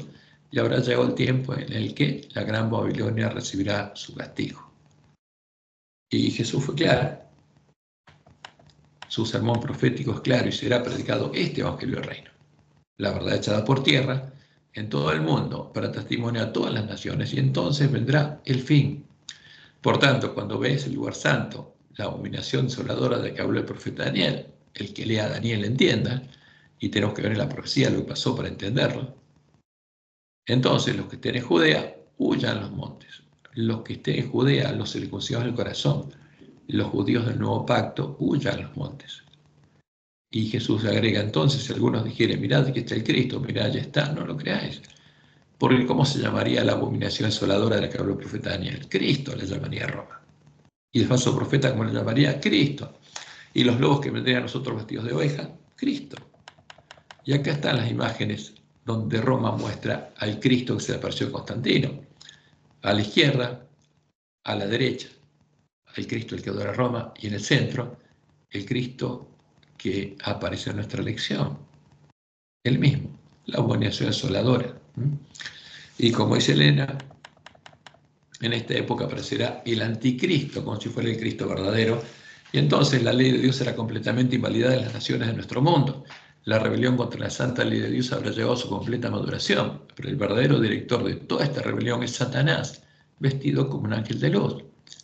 ¿Quién es el Jesús al que adora la bestia del falso profeta y los lobos en nuestra iglesia? Es Satanás. Los hombres serán engañados y lo exaltará al lugar de Dios y lo edificarán. Pero la omnipotencia se interpondrá contra las iglesias apóstatas que se unan para exaltar a Satanás, porque ese es el objetivo del ecumenismo. Y se pronunciará sentencia, por lo cual en solo día vendrán sus plagas, muerte, llanto y hambre, y será quemada con fuego, porque poderoso es Dios el Señor que la juzga.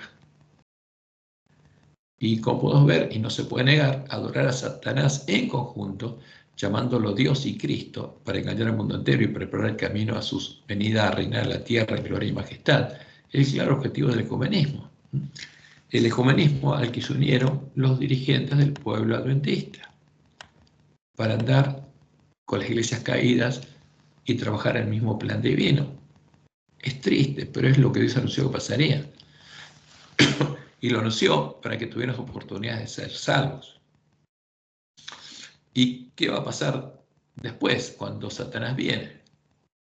Y empieza a caer las plagas. Y oí una gran voz que decía del templo 7 ángeles, y derramad sobre la tierra las 7 copas de la ira de Dios.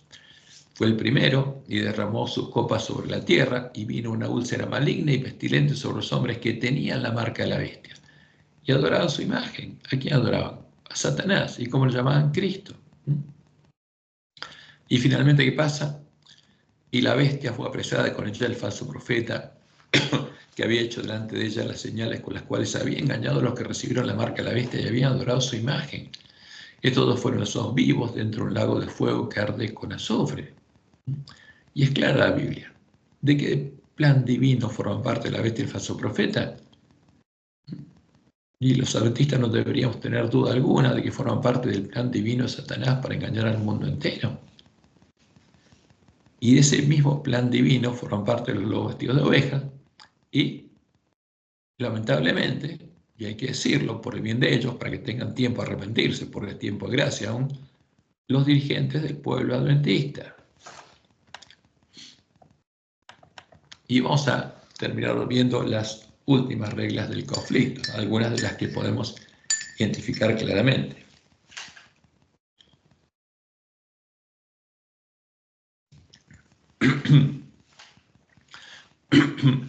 Primero tenemos que entender que Satanás, los espíritus demonios y sus siervos no tienen límites morales. No respetan a las otras personas, actúan en busca de sus propios intereses, y solo Dios puede limitar el nivel de la maldad con la que Satanás y sus siervos actúan. Basta leer en el conflicto de los siglos cómo escribe en el White, cómo actuaron los jesuitas, cuando en sus manos quedó de nuevo la Inquisición.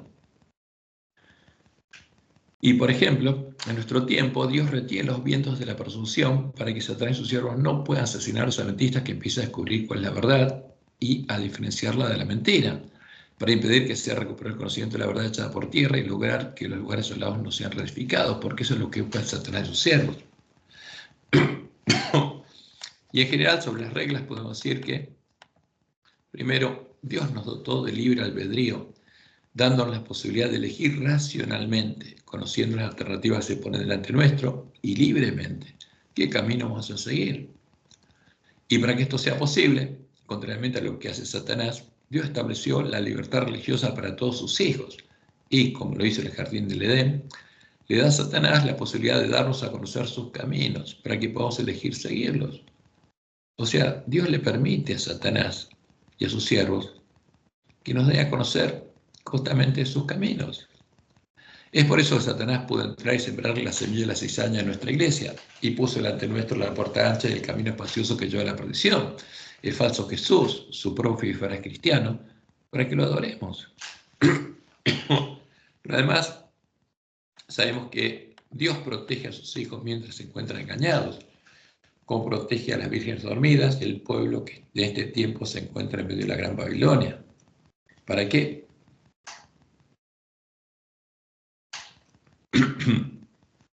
Para que Satanás y los demonios no puedan hacerlos entrar por la puerta ancha de su sinagoga, para que no puedan hacerlos parte de su habitación, hasta que tengan la posibilidad de oír el mensaje de Elías y puedan realizar una elección consciente, porque esa es la clave. Y como podemos ver en la historia de Jacob, Dios le permite a Satanás probar a sus siervos y que de parte de Satanás vengan males sobre ellos, pero pone límites a estas pruebas. Como leemos en 1 Corintios 10, 13 y 14. No os ha sobrevenido ninguna tentación que no sea humana, pero fiel es Dios, que no os dejará ser tentados más de lo que podáis resistir, sino que dará también juntamente con la tentación la salida para que podáis soportar. Por tanto, amados míos, dice Pablo, huid de la idolatría, porque siempre la única forma que Satanás tiene para hacernos caer en sus manos es la idolatría. Y siempre buscaría hacernos caer por medio de la idolatría. Además, Dios puede influir en los siervos de Satanás, a los que Satanás les da poder político, a los reyes de la tierra, y poder religioso, a las rameras de la tierra, como podemos ver que ocurrió en el relato de Daniel 10, 1 al 14, que abarca el tiempo de Ciro, rey de Medo-Persia, para lograr que tenga misericordia de su pueblo, y en este caso, para que Ciro estableciera el decreto que permitiera al pueblo judío retornar a su tierra y reedificar el templo de Jehová, como lo había anunciado por medio de Isaías.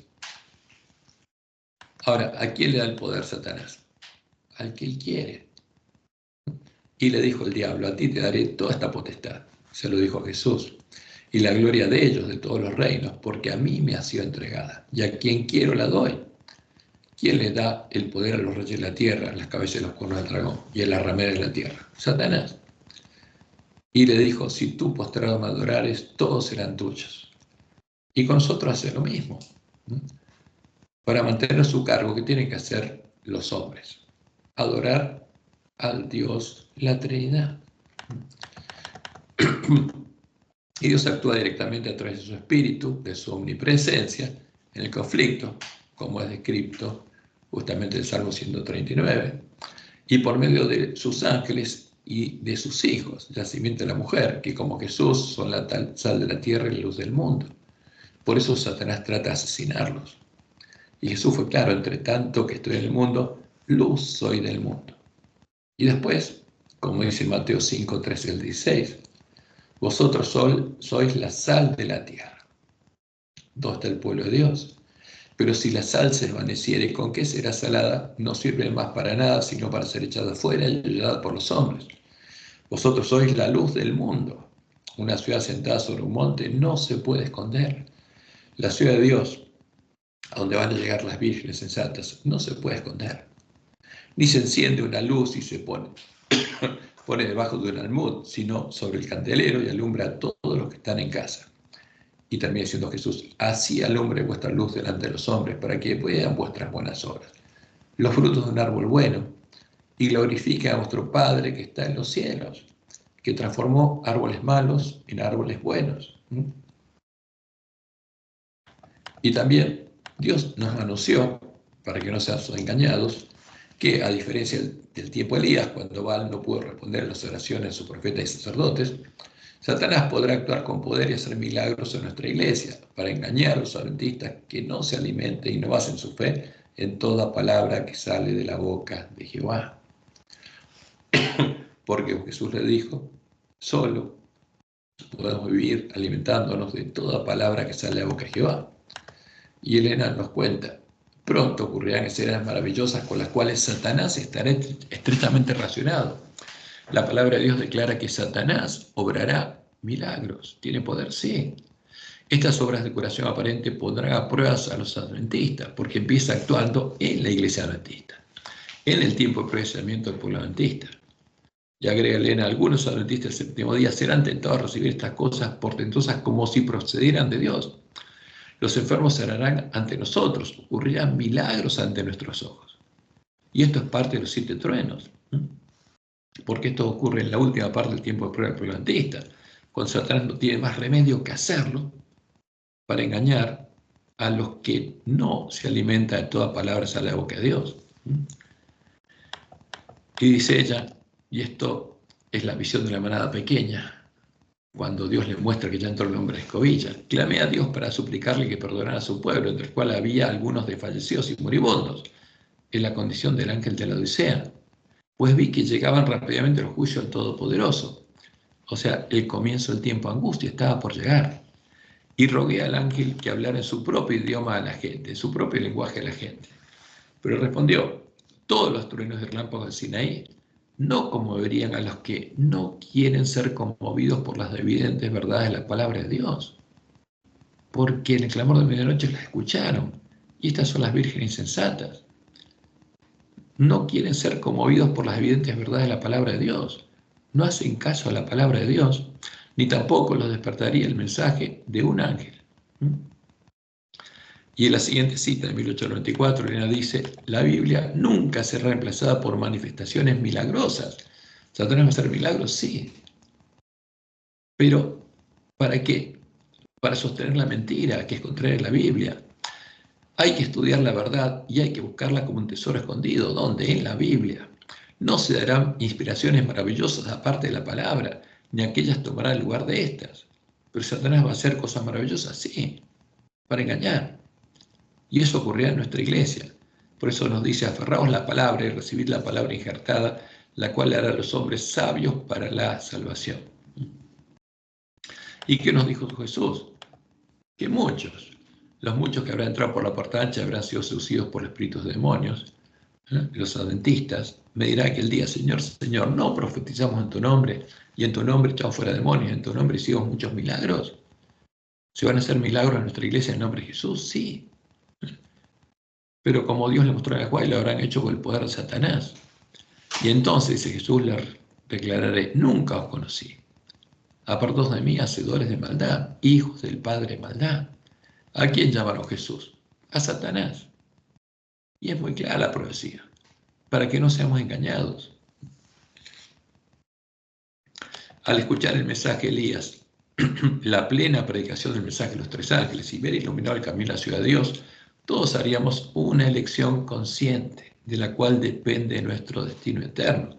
Y esta es la clave. Ninguno va a ser engañado. Todos vamos a tener una decisión consciente. Dice Elena, Primeros Escritos 118, vi luego el tercer ángel, dijo mi ángel acompañante, su obra es terrible, su misión es tremenda. Es el ángel que ha de separar el trigo a la cizaña y sellar o atar el trigo para el granero celestial. Estas cosas debieran absorber completamente la mente y la atención. ¿Por qué? Porque al escuchar el mensaje de Elías, vamos a conocer claramente cuál es la verdad. Y como Dios le mostró a Juan, va a haber personas que no van a querer ser conmovidas por las evidentes verdades de la palabra de Dios, las vírgenes sensatas, y van a elegir la mentira. Pero como Dios nos dice claramente, esto va a suceder con todos los hombres, cada cual tendrá la luz necesaria para tomar una resolución consciente. Entonces, si alguno de nosotros ha hecho parte de la sinagoga de Satanás, ¿por qué? Tomó una resolución consciente, rechazando la verdad que va a oír. Si elegimos adorar a Satanás bajo su disfraz cristiano, adorando a la imagen de la bestia, a la Trinidad, para no ser perseguidos o para no perder nuestro trabajo, para seguir comiendo a la mesa de Acab y Jezabel, entraremos por la puerta ancha de la sinagoga de Satanás. Los espíritus demonios, el Espíritu Santo de la Trinidad, harán germinar y crecer la semilla de la cizaña en nuestros corazones y llegaremos a ser parte de la simiente de la serpiente. Por eso Dios nos revela claramente lo que va a pasar. En cambio, si elegimos adorar a Jehová, entraremos por la puerta estrecha al templo de Jehová. El Espíritu de Jehová el Señor hará germinar y crecer a la semilla de trigo en nuestros corazones y llegaremos a ser parte de la simiente de la mujer. La gloria de Jehová será vista en nosotros, como fue vista en el Santo, en el verdadero Jesús. Por eso Dios nos dice en Isaías 61:2, levántate, resplandece, porque ha venido tu luz y la gloria de Jehová ha nacido sobre ti. Porque aquí que tinieblas cubrían la tierra, donde está el pueblo de Dios, y oscuridad las naciones, la gran Babilonia. Mas sobre ti amanecerá Jehová y sobre ti será vista su gloria. Esa es la promesa para el pueblo de la iglesia remanente. Y como leemos en Isaías 61, la obra que comenzó Jesús va a ser terminada por el pueblo adventista. El Espíritu de Jehová el Señor está sobre mí porque me ungió Jehová. ¿Quién dijo esto? El ungido de Dios, Jesús.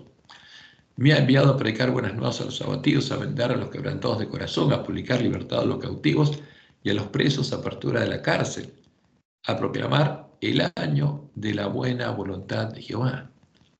Y hasta acá leyó Jesús y paró. Pero esta profecía no habla solamente de Jesús, habla de los 144.000 sellados, porque sigue la palabra profecía. Y el día de la venganza del Dios nuestro, cosa que Jesús no podía hablar, porque Él cuando vino es cuando comenzó el año de la buena voluntad de Jehová, pero los 144.000 tienen que anunciar el fin del año de la buena voluntad de Jehová, después del cual viene el día de la venganza del Dios nuestro. El día que llegará cuando finalice el año de la buena voluntad de Jehová y se cierra la puerta de la gracia. Este es el mensaje del tercer ángel que debe predicar el pueblo adventista antes que se cierre la puerta. Y sigue siendo la profecía, a consolar a todos los enlutados, a ordenar que a los afligidos de Sión, como decía de Juan, los que se angustia y lloran al ver las abominaciones que se cometen en nuestra iglesia, se les dé gloria en lugar de ceniza, óleo de gozo en lugar de luto, manto de alegría en lugar de espíritu angustiado, y serán llamados árboles de justicia. De árboles malos, la promesa es que seremos árboles de justicia, para que seamos la sal de la tierra y la luz del mundo, plantío de Jehová, para gloria suya, hijos de Dios. Reedificarán las ruinas antiguas y levantarán los asolamientos primeros y restaurarán las ciudades arruinadas, los escombros de muchas generaciones. ¿Serán reedificados lugares asolados? Sí, esa es la promesa de Dios. ¿Y quiénes van a trabajar aquí? Los 144.000 sellados, las vírgenes sensatas, los siervos fieles y prudentes.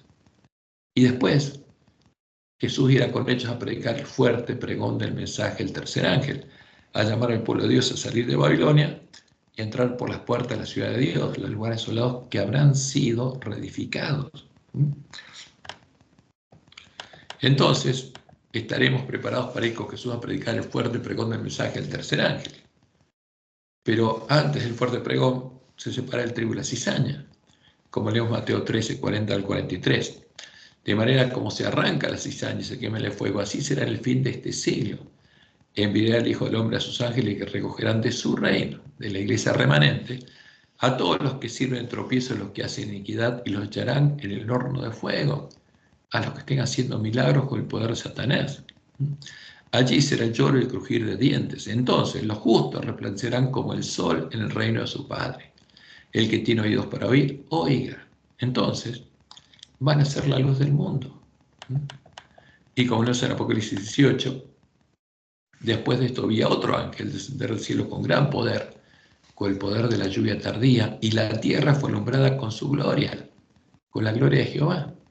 Y clamó con voz potente, diciendo, ha caído la gran Babilonia, y se ha hecho habitación de demonios y guardia de todo espíritu inmundo, y albergue de toda ave inmunda y aborrecible. Y tienen que predicar la verdad, porque todas las naciones han bebido del vino el furor de su fornicación, y los reyes de la tierra han fornicado con ella, y los mercaderes de la tierra se han enriquecido en la potencia de sus deleites. Y oí otra voz del cielo que decía, salid de ella, pueblo mío. No son parte del plan divino de Dios, son parte del plan divino de Satanás para engañar al mundo entero. Salid de ella, pueblo mío, para que no seáis partícipes de sus pecados ni recibáis parte de sus plagas, porque sus pecados han llegado hasta el cielo y Dios acordó sus maldades, porque adoran al dragón y a los demonios. ¿Y qué van a hacer el espíritu y la esposa? Y el espíritu y la esposa, porque tiene que haber esposa, los 144.000 sellados que son parte de la Nueva Jerusalén, la esposa del Cordero, dicen ven, y el que oye, diga ven. El que está en Babilonia y sale y oye, únase al espíritu y a la esposa, diciendo ven, mientras recorre el camino angosto que lleva a la vida. Y el que tiene sed venga, y el que quiera tome del agua de la vida gratuitamente. Y como dice Daniel 12, los entendidos, los justos que resplandecerán como el sol, el trigo, la esposa, el pueblo conoce a su Dios, resplandecerán como el resplandor del firmamento. Y los que enseñan la justicia a la multitud que está en medio de la gran Babilonia, como las estrellas a perpetua eternidad. Y el versículo 10 dice, muchos, la gran multitud que saldrá de la gran Babilonia, serán limpios, emblanquecidos y purificados. Llegarán a ser parte de la esposa del Cordero. En cambio, los impíos, las vírgenes insensatas a las que ya se les habrá cerrado la puerta, procederá impíamente y ninguno de los impíos entenderá. Y esto es triste. Ninguno de los adventistas impíos entenderá, pero los entendidos, los 144.000 sellados del pueblo adventista, comprenderán. Y esto tenemos que conocerlo ahora, porque son las evidentes verdades de la palabra de Dios y tenemos que hacer una decisión consciente de a quién vamos a adorar. Y esta es la verdadera esperanza a la que el pueblo adventista fue llamado. Y esto es lo que la falsa profecía encendida y la infernal teoría satánica busca ocultar, para que no nos preparemos y no podamos ir con Jesús a la batalla. Y en Primeros Escritos, página 71, Dios le mostró a Joel lo que va a pasar en este tiempo. Los que reciban el sello de Dios vivo y sean protegidos en tiempo de angustia deben reflejar plenamente la imagen de Jesús. Tienen que ser sido transformados por Dios en imagen de Jesús. Tienen que tener el nombre de Dios escrito en la frente. Y dice Elena, vi que muchos descuidaban la preparación necesaria, esperando. ¿Por qué esperaban? Porque habían sido engañados por la falsa profecía. Porque el ángel de la Odisea cree que está preparado para el tiempo de angustia. Es mentira. Vi que muchos descuidaban la preparación necesaria, esperando que el tiempo del refrigerio y la lluvia tardía los preparase para sostenerse el día del Señor y viene su presencia. Y por eso el pueblo adventista le hacen orar por la lluvia tardía, engañándolo. Porque tiene que conocer primero la verdad, tiene que recibir la lluvia temprana, tiene que ser transformado por Dios a imagen de Jesús y tiene que recibir el sello de Dios para estar preparado para recibir la lluvia tardía. Y dice Elena, oh, ¿y a cuántos vi sin amparo en el tiempo de angustia? Habían descuidado la preparación necesaria, porque esa preparación la produce la lluvia temprana y no la habían recibido, y por lo tanto no podían recibir el refrigerio indispensable para sobrevivir la vida ante la vista de un Dios santo. Vi que nadie podrá participar del refrigerio, de la lluvia tardía, a menos que haya vencido todas las tentaciones y triunfado el orgullo, el egoísmo, el amor al mundo y sobre toda palabra y obras malas. No va a poder participar de la lluvia tardía a menos que haya llegado al final del camino angosto, a la ciudad de Dios, y haya entrado con el esposo a las bodas. ¿Y va a haber adventistas que van a llegar? Claro que sí, esa es la promesa de Dios. Esa es la promesa de Dios al pueblo adventista y es lo que Satanás quiere ocultar de nuestra vista. Que Jehová te bendiga y te guarde y te guíe a toda verdad y que tengas un bendecido fin de sábado y una bendecida semana y que puedas estar preparado cuando Jesús venga a buscarnos para ir a la batalla. Eso es lo que tenemos que desear todos los adventistas del séptimo día, y tenemos que desear también que todos nuestros hermanos comprendan cuál es la verdad y se preparen.